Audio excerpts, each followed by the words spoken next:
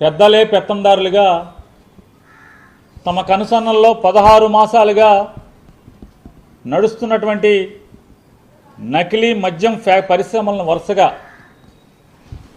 పట్టుబడుతుంది చూస్తుంటే ఈ రాష్ట్రంలో ధనదాహంతో తండ్రి కొడుకులు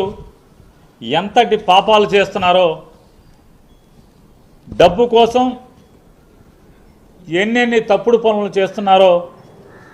చెప్పనలవి కానటువంటి పరిస్థితి. చిత్తూరు జిల్లా తంబళ్లపల్లి నియోజకవర్గం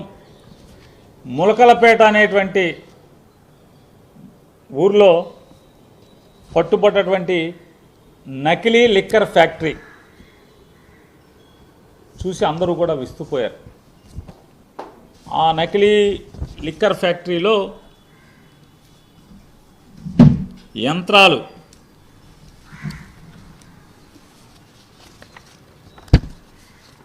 ట్యాంకులు, అంటే నిజంగానే ఒక మామూలు లైసెన్స్డ్ డిస్టిలరీ ఎంత గొప్పగా నడుపుతారో అంత గొప్పగానే భయం, జంకు